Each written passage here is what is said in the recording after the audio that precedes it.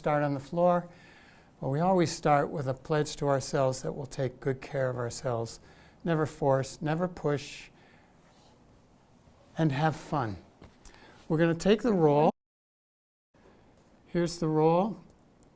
Here's the tail. The tail is going to be on the floor, pointing towards our heels, and we're going to take that roll in the center of our sacrum. Now, what does it mean to be in the center of the sacrum? Well, if you're in the center of sacrum and you tilt the tailbone down towards the floor and then you tilt the upper sacrum down towards the floor, they should both feel relatively the same ease. If the roll is too low, you'll be able to tilt the upper sacrum, but the lower sacrum not so good, and if it's too high, just the opposite. So just find that sweet spot where the rocking seems to be relatively effortless. Then take your hands piggyback onto your belly. Now, I do so much of the work where we talk about the 8 energy centers, the chakras or the plexes, but you know, sometimes you can take a more broad-based view. And if those of you remember taking foundations, we talked about the essential wave, which consisted of, let's start to rock our pelvis, hands right in our lower belly, piggybacked. And as you roll towards the coccyx going down, you roll towards your little fingers, and you roll towards the lower low back and the upper sacrum, you roll towards your thumbs. So the hands assist. So the essential wave is made up of, first and foremost, the sacrum. Now the sacrum is a powerful bone for leveraging off of, but the sacrum connects the root and the sacral chakras with the lower part of the solar plexus. And the sacrum connects down from all the way from your hips down to your feet. So the sacrum is what connects into the lower legs and pelvis. And so there's a gentle rocking there. So you cover a lot of bases when your attention rests on the sacrum. Now take your knees a little bit to the left and continue to rock. Just a slow, gentle rocking. Feeling yourself rocking on that beautifully curved bone, almost designed to be the lever for when you're on your backs doing movements. But it leverages us even standing up. It's just not as obvious. And then we come over to the right side.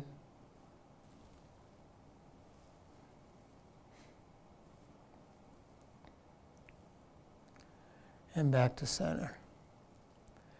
Now take your hands either palm on palm in the center of your chest or namaste and begin to rock again in the center.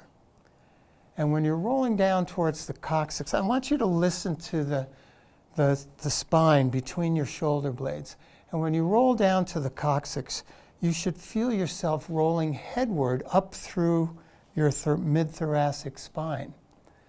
So you're rolling down on the sacrum, but you're rolling up on the thoracics. And the sternum is our second part of the essential wave. These are plates, these bones. And as plates, they connect many other parts of the skeleton to them. So the sternum connects the thoracic spine to the front, to the thoracic spine in the back, and including the thoracic spine, the lungs, the esophagus. It connects the upper part of the solar plexus, it connects the heart, and it connects into the throat.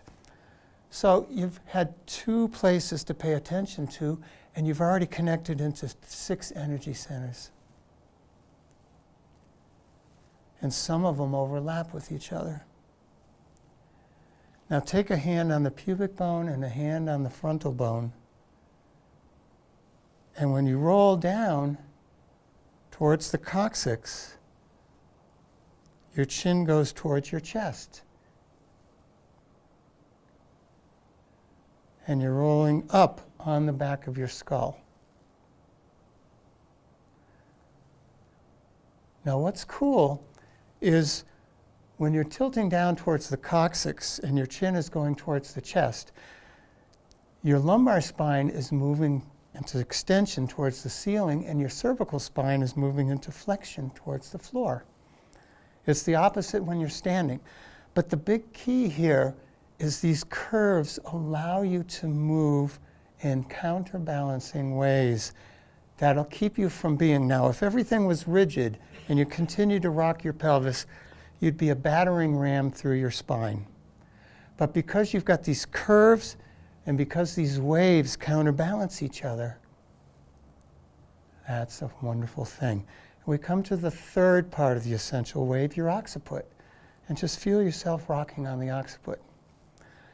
Now the occiput through the occipital joint, the atlas, and the occipital joint there connects into the cervical spine.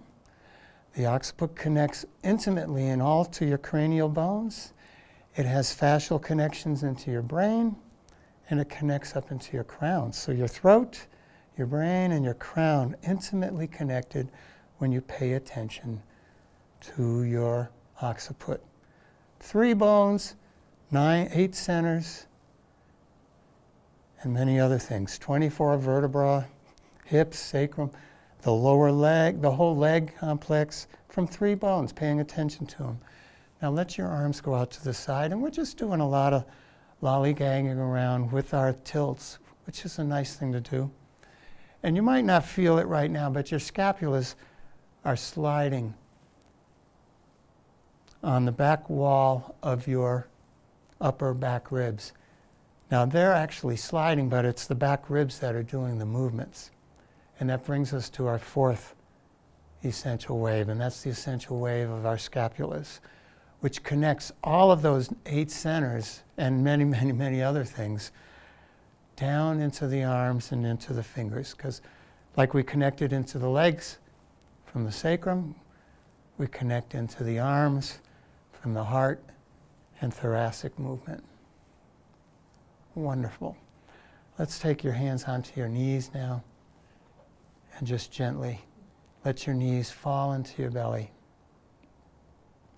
The essential wave means that when you move, all 4 of those plate-like bones, even the scapulas are plate-like in the front at least, they should all interact with each other. It's very rare that one of them should stay still. So now when you slowly start to bend and straighten the elbows, rocking, listen to how your sacrum is moving. Listen to how your sternum's moving. Listen to how your occiput's moving.